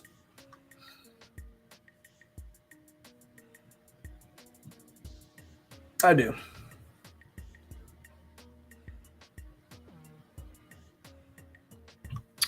Y'all's crazy. I do think Finchero comes back. I realized that the defense started to play more of a 4-3 since Miami game. And we actually look good in it. But these linebackers just don't know how to fill the gaps properly. Excuse me. Cypress can go. Well, he's going to come back. I forgot about Cypress, actually. He will be back. There's some scuttlebutt that we may be in for a 4-star linebacker from US. I did see that. We'll see what happens. I do know who you're talking about, though. And his name leaves me as well, but I know who you're talking about. Kendrick Falk is another guy that I know is kicking himself for not coming here. Has Travis Hunter even really developed since joining Deion? Okay, let's talk about this. Let's talk about Deion Sanders and this stuff for just a little bit. I mean, I can talk about Deion for another 20 minutes or so before I get on up out of here. I do need to rest my voice here, but I got 20 minutes in me.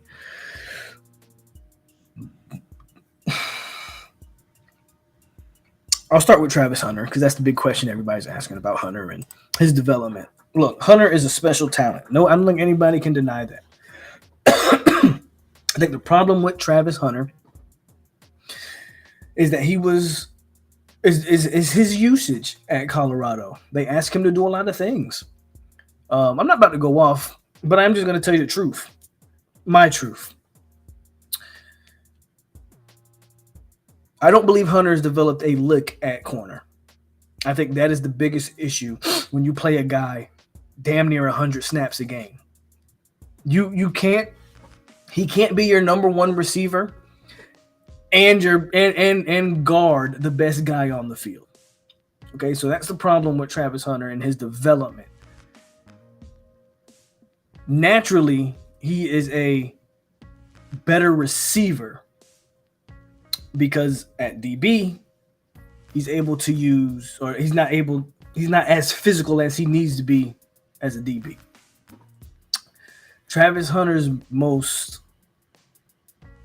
Travis Hunter's greatest gift, what he just is, without ever having to be like taught it, is the way he can high point a football. He can high point the football at any point in the air and just come. That's why he's always mossing guys.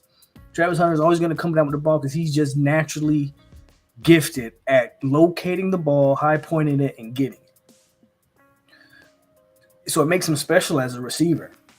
As a DB, he hasn't really developed much of a technique. He hasn't really developed the fundamentals at playing defense. He's go watch him. He's freelancing out there as a DB, which is a shame because the talk was you go play for Dion and he's going to develop you into the best DB, and that hasn't happened. It hasn't happened for Cromartie McClain either if you go watch him. So that's the problem with Hunter. I think as a wide receiver, he's just naturally gifted. Had he gone to a Georgia, had he gone to a Florida State, he would be 10 times the DB, in my opinion, that he is right now, frankly, because they would only have allowed him to play DB. At the big-time schools that are actually trying to win conference championships, you notice there are not a lot of guys playing both ways, if any guys playing both ways. It's not what they do. They're setting you up, for one, to win games, and for two, setting you up for the next level. It's going to be very interesting to see Travis Hunter's drafts, what he's going to declare as in the draft. I've said it for the NFL. This is no longer the days of, well, you're just a great athlete. A great athlete gets lost in the sauce. Isaiah Simmons and the list goes on of guys that great athletes and don't have productive NFL careers. That's the problem with Travis Hunter. And we'll see what happens with him. We'll see what happens. We'll see how that. But I think next year he needs to figure out what he wants to be. They cannot continue to run him out there both sides of the field like they did this year. That was terrible usage by Travis Hunter.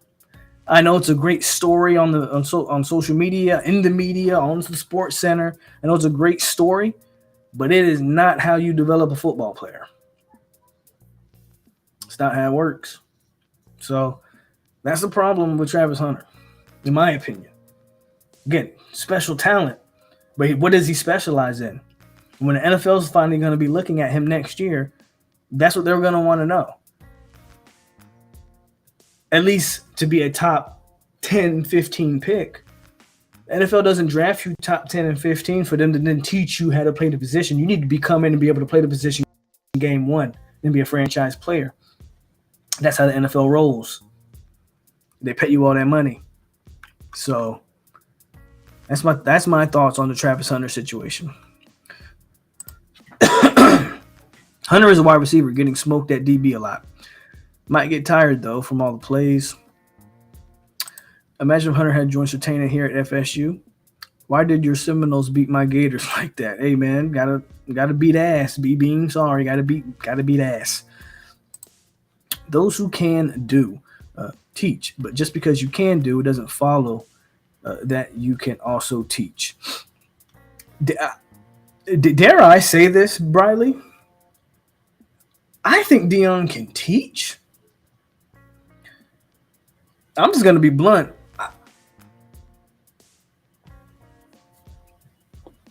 I don't think he's teaching.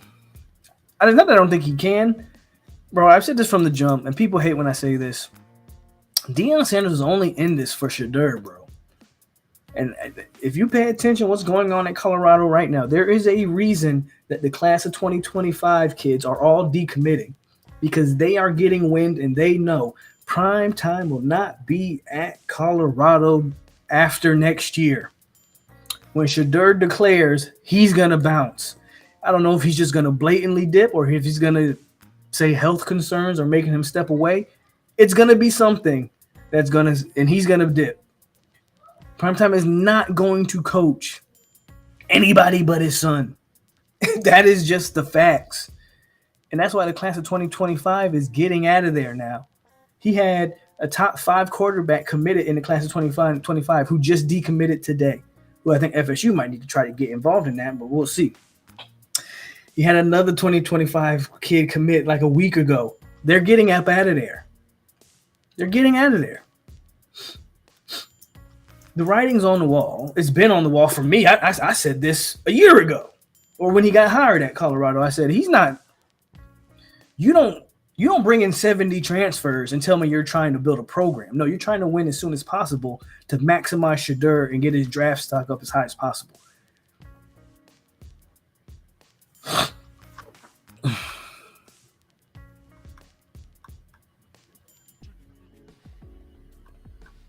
That's actually a great question.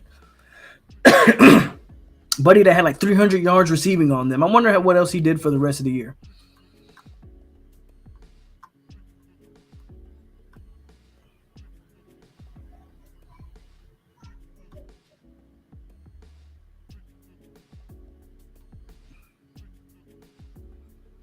I will say this. As hard as I am on Deion, I do think this season, for what it's worth, is a success for the most part. You lost 11 games. Like you won one game, you were able to win 4. That's a major increase.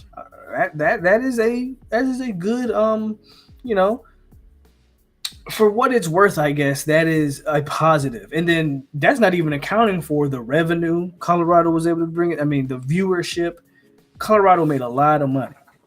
The same way Jackson, made a lot of money. Jackson, Mississippi made a lot of money. Deion does bring him that. I mean, hell, when they were 3-0 or 4-1 or whatever they were, the sidelines of Colorado looked like the damn hip hop awards, BET hip hop awards. You had Cedric the Entertainer, the Migos, and the Baby. You had all these people on the sidelines on Colorado when they were winning. Now, not so much now, as they've lost 8 straight, right? But that money, that revenue, and the lights are definitely something Boulder, Colorado wouldn't change for anything. They were the talk of college football for the entire year. It's crazy that a 4-win team was the talk of college football, but that he does bring that. But if we're strictly talking ball, he had, I would still call it a relative success given the fact that you were a 1-win team last year. And you did upgrade the talent. You don't bring in Shedeur and Travis Hunter and some of those receivers and they did upgrade the talent. The problem is for next year. I don't know if there's a big jump that's going to be made for next year. That's the problem. The only positive spin I could put on them for next year is that they are moving to the Big 12. Because obviously the Pac-12 has collapsed. Washington and Oregon will be the last Pac-12 game ever. That's kind of crazy, isn't it? So with the Big 12 losing Texas and Oklahoma, where does Colorado fit in the grand scheme of that? I don't know. Yeah, but that's the only thing I can positively spin. Your O-line's not going to vastly – the recruiting is terrible at this point. I don't know where they really bring in the talent. And you don't tell me, they got to – you're going to use the portal again. Well, the problem is 90% of your roster is from the portal. In order to bring in more portal guys, you're going to have to try to force more portal guys out of it. I don't know the dynamic there and how that's going to work. But we'll see ultimately the roster they try to build this offseason.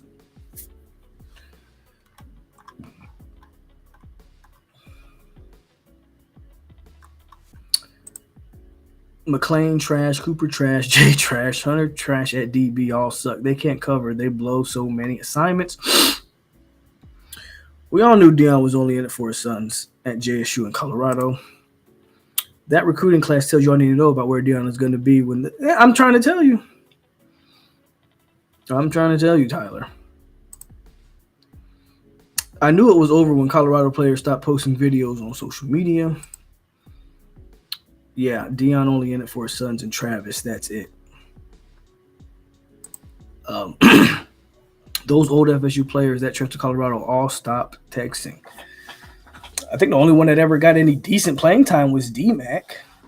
I don't think any of the other guys played. I think D-Mac is the only one that played.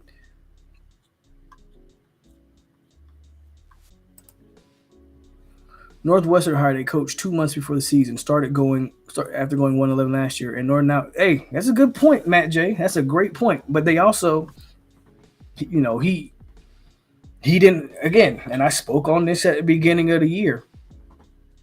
You don't flip a roster like that and think you're going to have a competent football team.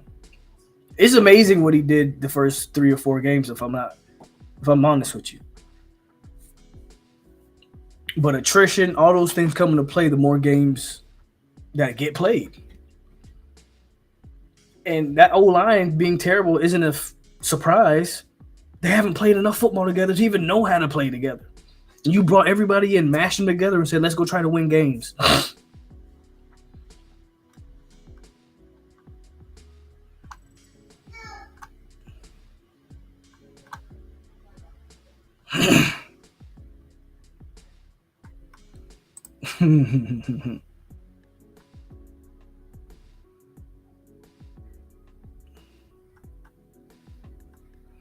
Did they hire Warren Sapp? I actually had no idea that they hired Warren Sapp. That's an interesting hire. But see, to me, this goes to my point. I have no idea the type of coach that Warren Sapp is. He is one of the great defensive tackles.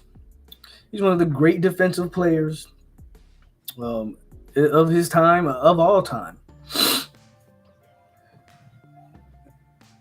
But that is a flash hire. Does Warren Sapp have any coaching experience other than just being Warren Sapp and people are supposed to just listen to him because he was great? I'm asking a serious question because I don't know. If anybody knows, does Warren Sapp have any coaching experience? Why is that? That's only a great hire because of the name. And that is my point with the Deion Sanders fiasco. Everything's almost about flash and none of it's about substance. Everything. And then someone like me gets on here and criticizes it. Oh, I'm hating a black man. Like if Deion Sanders was the first black coach ever. Like, what are we talking about? Like if I don't root for the Marcus Freemans and the Dave Arandas and the James Franklins of the world. Like Deion Sanders is the first black coach in the history of coaching. But anyway, I don't understand that hire. I've never heard of Warren Sapp coaching anywhere.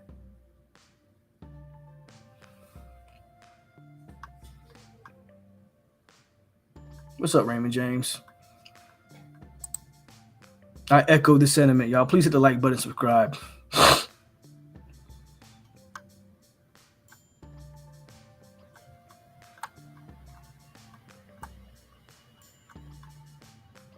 Right, Eddie George. No one's giving Eddie George his props over there at it's a Tennessee school. Is it Eastern Tennessee? I forget what's the HBCU he's at. School, I forget the school at this point, but I know exactly. Eddie Jones is over there, man.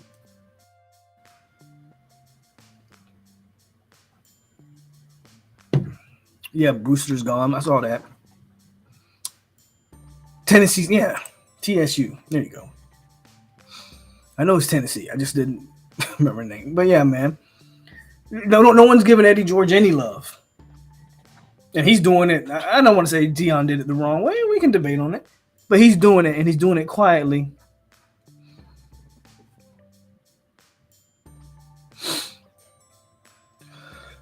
The only other Florida State player that actually gets some burn over there at Colorado is Bishop Thomas. They use him as in the jumbo package on offense as like a lead blocker, lead fullback.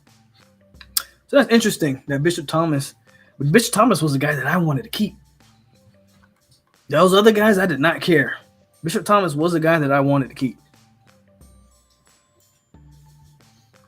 A lot of guys deserve their credit.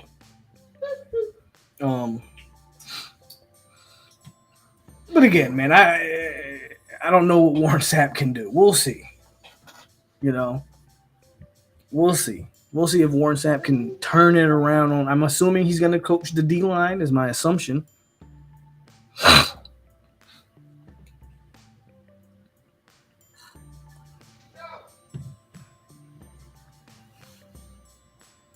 There you go. So can't find anything on his coaching experience because if I'm not mistaken, I don't think he has any. And to see it Colorado hasn't given him an official role. So he may not be an on-field coach. He could be, I don't know, recruiting coordinator, even though I'm not sure Warren Sapp's the guy that you want being a recruiting coordinator. With Tim Bruce being out, that could be wrong. Don't know if that's the role for him. But he could just be an analyst, like Tyler said. He could just be an analyst. So we'll see. We'll see. I don't think Ed Reed, if you remember, was supposed to be the Bethune coach, and then that just kind of fell apart because Ed Reed was having mental breakdowns on social media. A very weird situation there. I don't think Ed Reed is coaching for Colorado, though. I'm almost positive he's not. Could be wrong, but I don't think he is. So at the end of the day, man, I'm just saying, I get, when I tweet about this stuff on my social medias, I get Colorado fans out the wazoo. They come and give me the business, or they hate. They absolutely detest when I tweet about Colorado. They hate it. They call me, I need to worry about fate. Why am I so worried about what's going on at their school? All of those things. At the end of the day, I'm going to continue to talk about what I want to talk about, first and foremost. I don't get credit when I give Dion props. People only hear when I criticize. But I was excited about watching Dion at Colorado personally. I knew why he took the Colorado job when everybody was talking about maybe he go to USF or whatever. But I knew why he took Colorado, because just the offensive system in the Pac-12 was going to fit his son. I think the Big 12 is not too much different. I think Shedeur will have the same type of offensive success in the Big 12.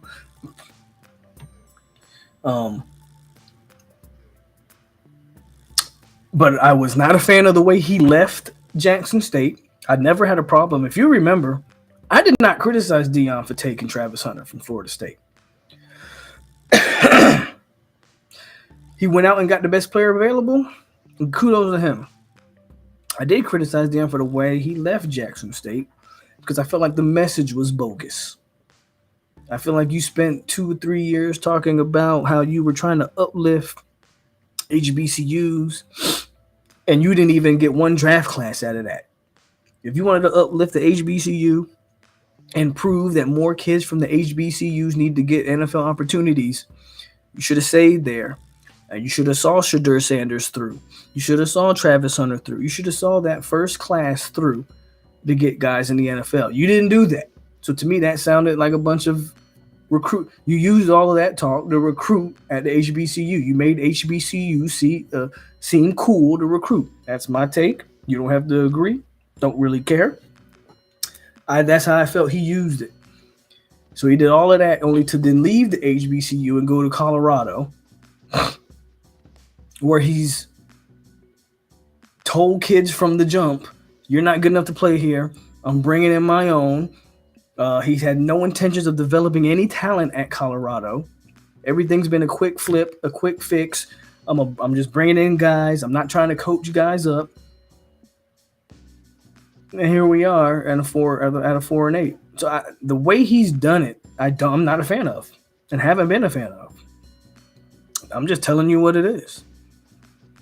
Just telling you what it is. Not a fan of the way he's maneuvered this whole thing from Jackson State to Colorado. I am not a fan of that. And definitely not a fan of the way he built that Colorado team. All right, Briley, I appreciate you. We're going to get up out of here because my throat's getting raspy. I'm going to read these last few comments, man, and we're going to close the chapter. Polk, I think we need to port a quarterback next season. I don't think Tate would last the whole season. Possibly. We'll see. We'll see what happens. They all wanted us to watch, and now when we watch, they get mad. Nasty work. Those are the same people who weren't even Colorado fans. Some of them are blatant Dion fans. Some of them will admit that they are just Dion fans, which is so weird to me because I'm a fan of Deion Sanders, the football player. But I've never been a fan of like a coach. You know? Like with all due respect to Bobby, I know Bobby built this thing. But I didn't become a Florida State football fan because of Bobby Bowden, right? And when Bobby was forced to retire, I moved on. Like Jimbo was the guy. And when Jimbo dipped, I moved on. And I supported Willie until I was like, okay, Willie got to get up out of here. And now here we are with Mike. So for me, when it comes to rooting for coaches, I only root for the coach that coaches my team because I want the team to be successful. I honestly don't. Being a Florida State football coach, I'm not going to be a fan of you. I am going to criticize you, but I'm also going to give you the props where it's due. Don't get me wrong. I'm more so like I look around college football and go, okay, I kind of like the way this guy calls the game. But I'm hard on Florida State coaches, and I'm gonna continue to be.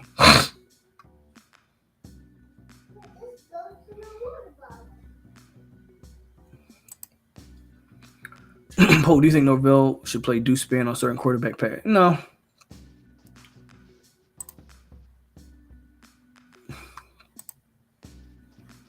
People, I don't know how to feel being 12-0 after so many years of being terrible. Guess I'm still trying to wrap my head around Norvell changing this program so quickly. Norvell did a hell of a job at the end of the day.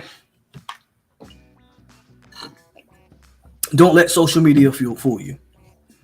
All the trolls, all the content creators that's like, man, that's the worst 12. Don't let social media fool you. Again, that's the problem with ball talk. That's the problem with football talk in 2023. Nobody can really get on a camera or get on a social media platform and actually talk football. Everything's a troll. Everything is, Florida State, that junk ain't sustainable. Man, they better go all the way. Next year they going right back down to the dumps. So this season gonna be they sold out for all these players to come back, and they not even gonna win the ACC. 12 games later, no defeats, and they still talking. None of the points are valid. All of the points are garbage. 12-0, man, y'all the worst 12-0 team. Ha ha ha. That's the problem in today's sports talk era. No one's really talking. Well, they talking, but no one's talking with any substance. Shout out to Mike, because any one of those Florida fans or those Miami fans, they'd trade their mama for a 12-0 season because none of them know what it feels like. Florida don't know what it feels like since 10. Well, actually, Florida's never had an undefeated season, and Miami don't know what it's had for half of the Miami fans that wasn't alive for their last undefeated season.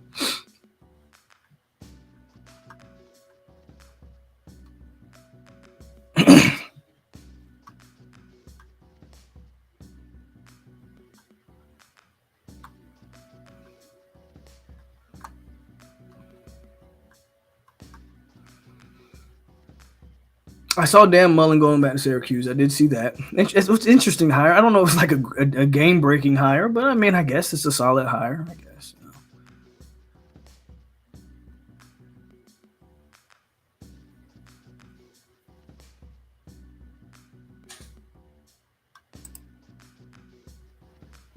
And that's the point. And that's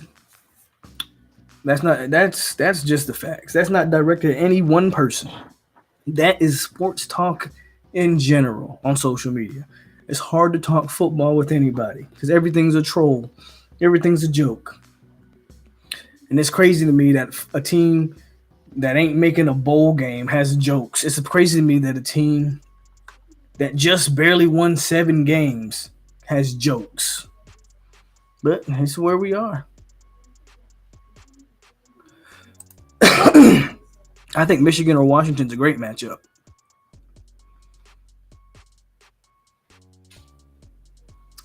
That's true, Matt J.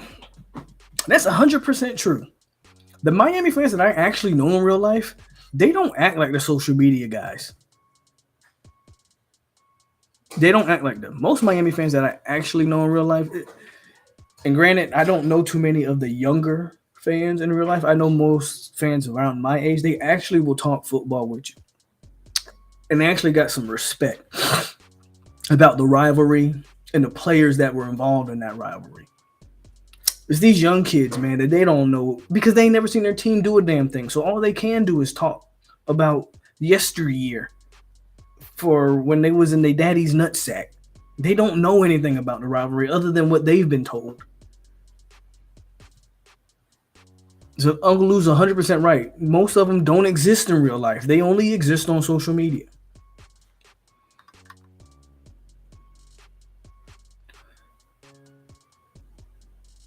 I think we should recruit him.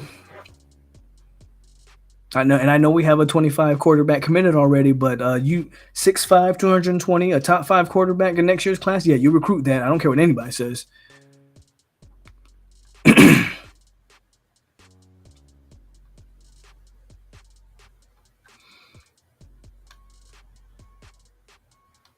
Bro, if Florida or Miami was 12-0 right now with a potential playoff berth, I'd have nothing to say to them dudes. What can you say to those? What can you say?